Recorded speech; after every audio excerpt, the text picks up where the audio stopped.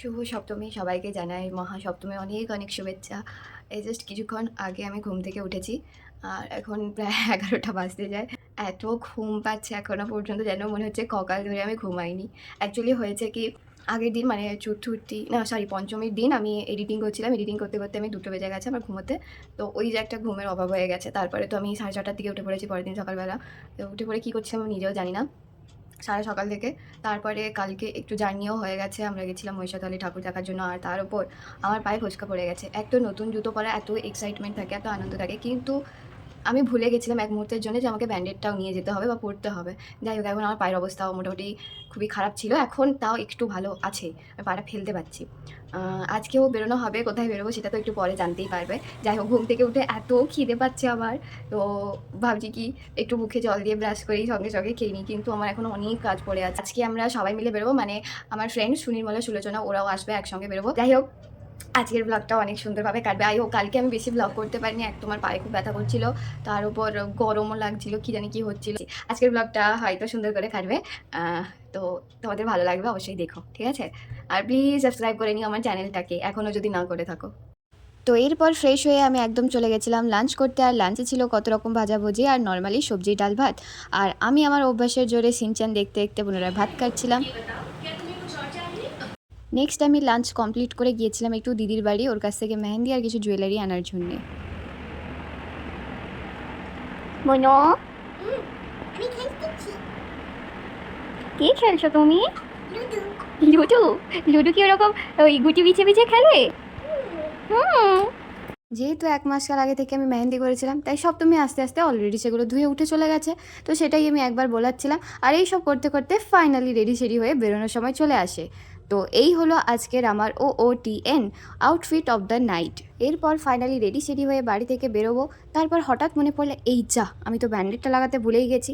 আজকে যদি এই ব্যান্ডেডটা আমি পায়ে না লাগিয়ে বেরাই, তাহলে যতটুকু পায়ের অবস্থা আছে সেটুকুরও শ্রাদ্ধ হয়ে যাবে। তো বসে পড়লাম পায়ে ব্যান্ডেডটা লাগানোর জন্যে, আর এটা লাগিয়েই একদম বাড়ি থেকে বেরোবো। তো এই হলো আমার সপ্তমীর ফাইনাল লুক। কেমন লাগছে অবশ্যই জানিও আমায়। আমার নাকি 3:30টায় বাড়ি থেকে বেরোনোর কথা ছিল, এখন বাজে 4:30। আমার ওপর যা আড়ে তাড়ে খিস্তি পড়ছে সেটা আমি কল্পনাই করতে পারছি। অ্যাকচুয়ালি আমি স্নান করতেই গেছি লেট করে, এখনও টোটোটাও আসছে না। উফ, আমি কখন থেকে দাঁড়িয়ে আছি টোটোর জন্য, এখনও আসছে না। আর ঠিক যখন দেরি হয়ে যাবে, যখন অনেকক্ষণ ধরে দাঁড়িয়ে থাকবে, ঠিক তখনই এই টোটোগুলো আসবে না।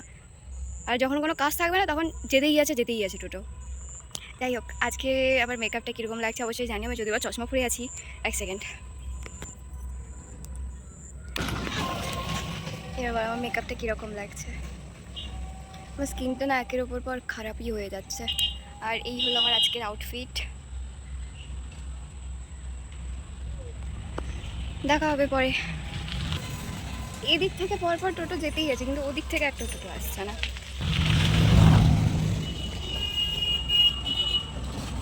আর সব থেকে ভালো কথা আজকে কী জানো তো, আজকে ওয়েদারটা খুব সুন্দর আছে। এক তো রোদ হয়ে আছে, হ্যাঁ গরম তো লাগছে বটে, কিন্তু মেঘ নেই, বৃষ্টি নেই, এটাই গলায় কিছু পরিনি। এটা একটা হেভি ওয়ার্ক আছে না গলার কাজটা, এই জন্য পরিনি। পরলে ভালো হতো এখন মনে হচ্ছে। যাই হোক, এখন পড়ার মতো বা যাওয়ার মতো সময় নেই।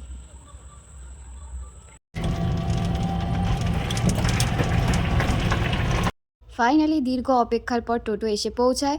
আর আমি টোটোতে যেতে যেতে আমাদের এইদিকে পুজো মণ্ডপের দিকে দেখছিলাম, আর মনে করছিলাম ঠিক কালকে অষ্টমীর সকালে এখানে আসবো অঞ্জলি দিতে, আর কত মানুষের সঙ্গে দেখা হবে। আর এই দেখো আজকের ওয়েদার, কত সুন্দর লাগছে এই ওয়েদারটা দেখতে।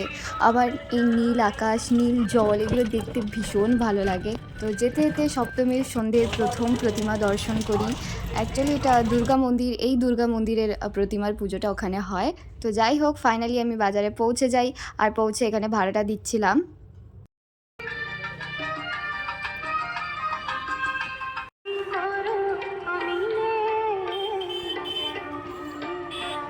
আর হেঁটে হেঁটে বাস স্ট্যান্ডের দিকে যাওয়ার সময় ঠিক পাশে পড়লো আমাদের সুতাহাটা বাজারের পুজো মণ্ডপের এই প্যান্ডেলটা। তো হঠাৎ করেই কি মনে হলো যে মায়ের এক ঝলক দর্শন নিয়েই না হয় যাওয়া যাক।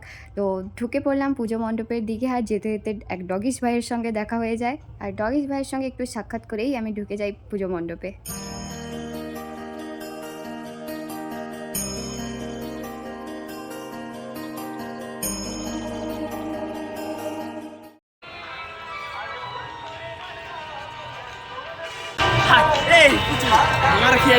যাই হোক, আমরা ফাইনালি চৈতন্যপুর পৌঁছে যাই, আর ওই দিন মিনস সপ্তমীর প্রথম প্যান্ডেল পরিদর্শনে যাই, সেটা হলো নিউ স্টার। আর সত্যি বলতে ভীষণ সুন্দর হয়েছিল, প্রতিমা থেকে শুরু করে প্যান্ডেলের প্রত্যেকটা কারুকার্য অত্যন্ত সুন্দর হয়েছিল।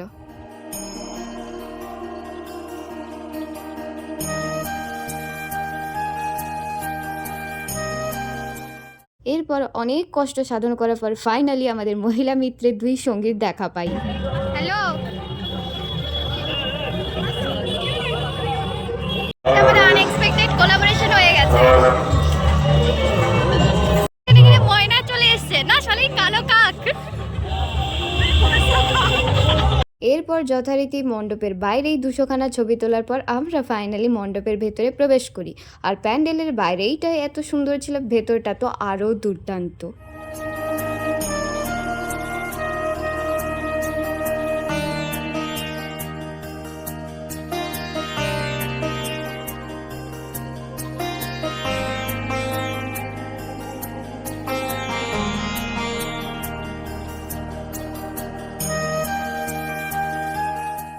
বেরিয়েছিলাম যখন প্যান্ডেল হপিং করতে, ঠাকুর দেখতে, তখন আমাদের একমাত্র লক্ষ্য ছিল ঘোরা, খাওয়া দাওয়া, এক প্যান্ডেল থেকে আরেক প্যান্ডেলে যাওয়া, আর হাজারখানা ছবি তোলা। তো আমরা নিউ স্টার থেকে বেরিয়ে নেক্সট প্যান্ডেলের দিকে চলে গেছিলাম। আর এখানে বাচ্চা কাচ্চাদের এক্সাইটমেন্ট দেখতে পাচ্ছ ঠাকুর দেখার। আর এই ক্লাব সংহতি সংঘের থিম হয়েছিল বইয়ের দেশ, যেখানে আজকালকার দিনে সবাই আমরা বাচ্চা থেকে বয়স্ক ফোনের শিকলে বন্দি, সেখানে এই প্যান্ডেলের থিমে ফুটিয়ে তোলা হয়েছিল বইয়ের মাহাত্ম্য। সব থেকে বেশি আকর্ষণীয় ছিল এই প্যান্ডেলের পুরো ওপরটা অরিজিনাল বই দিয়ে সমস্ত ডেকোরেট করা ছিল, প্রত্যেকটা বই ছিল অরিজিনাল।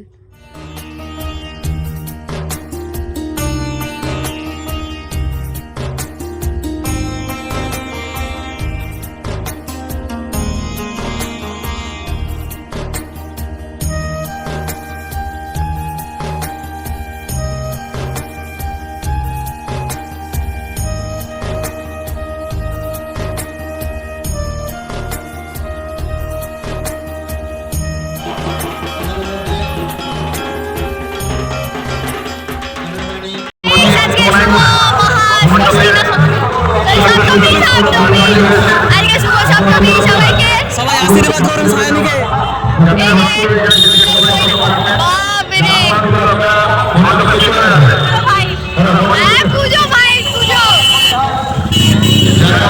এরপর আমরা নবোদয়ের প্যান্ডেলটা দেখতে যাব বলে গিয়েছিলাম, কিন্তু প্যান্ডেলের বাইরে দাঁড়িয়ে ভাবছিলাম যাবো কি যাবো, ঢুকবো কি ঢুকবো না, এই সব ভাবাভাবির মধ্যে অবশেষে আমরা প্যান্ডেলের মধ্যে ঢুকে পড়লাম। আর ঢুকে পড়ে রিয়েলাইজ করলাম যে বাইরে থেকেই যদি আমরা ঘুরে চলে যেতাম, না ঢুকতাম প্যান্ডেলের মধ্যে, তাহলে হয়তো কিছু একটা মিস করে দিতাম।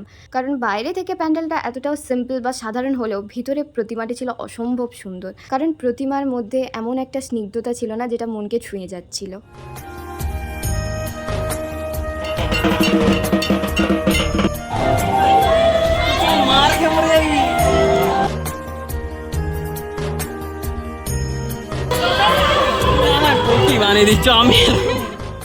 এরপর নেক্সট প্যান্ডেল পরিদর্শন করতে যাব, ঠিক এমন সময় সুনির্মলার বাড়ি যাওয়ার সময় চলে আসে।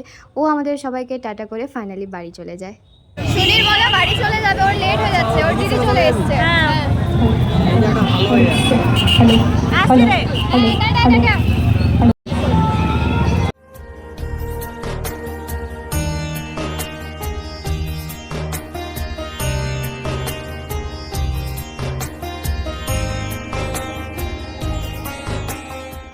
শরতের কাশ্মীর দোলায় তোমার আগমন বার্তা শিউলির সুবাসে, তোমার আগমনে। এরপর সুনির্মলাকে টাটা জানিয়ে আমরা ঢুকে পড়ি যুগের যাত্রী প্যান্ডেলের ভেতর।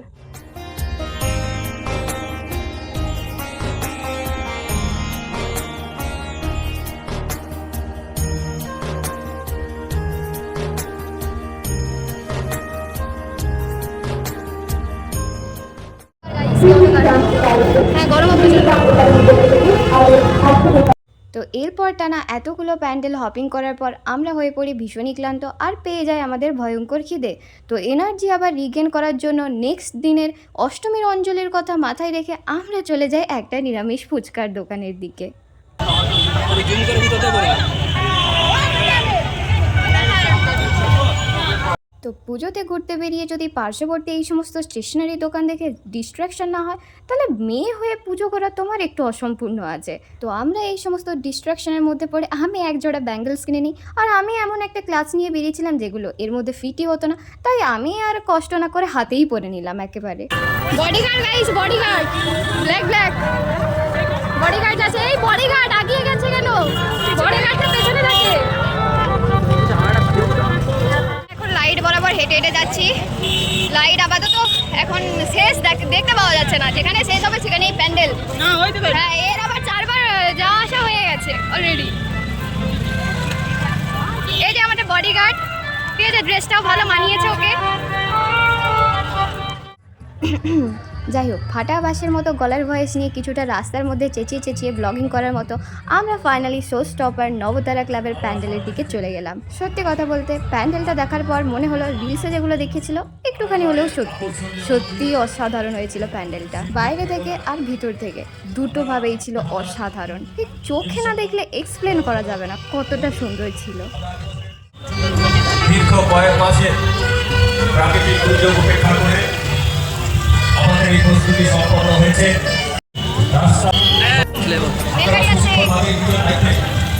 দায়িত্বে সতর্ক থেকে বাচ্চাগুলো সকলকে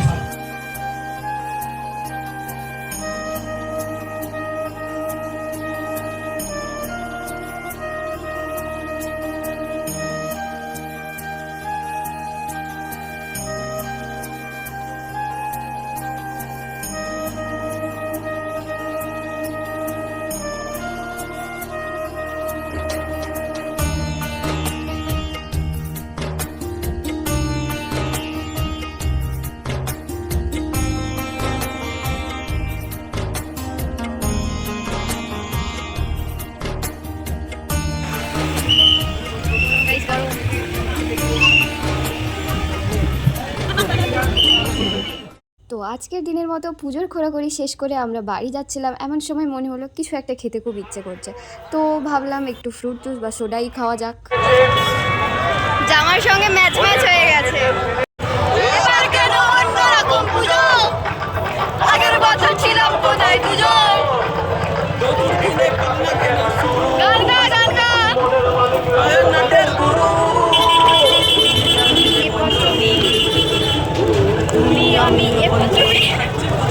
তো আমরা মনের আনন্দে গান গাইতে গাইতে হই হুল্লোড় করতে করতে বাড়ি ফিরছিলাম।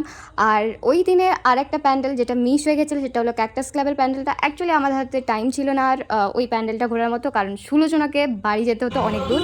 আর অলরেডি গ্রিজ মোড় থেকে পুরো মঞ্জুশ্রী মানে অনেক দূর থেকে অলরেডি গাড়ি বন্ধ করে দিয়েছিল, তো ওর খুব চিন্তা হচ্ছিলো বাড়ি পৌঁছানো। তো যাই হোক, আমরা ওটা না দেখেই বাড়ির দিকে রওনা দিলাম। তো ফাইনালি বাড়ি পৌঁছে বস্ত্র শস্ত্র খুলে মেকআপটা তুললাম। উফ, শান্তি। যাই হোক, শেষ পর্যন্ত সপ্তমীর সমাপ্তি ঘটল জিলিপি খেয়ে।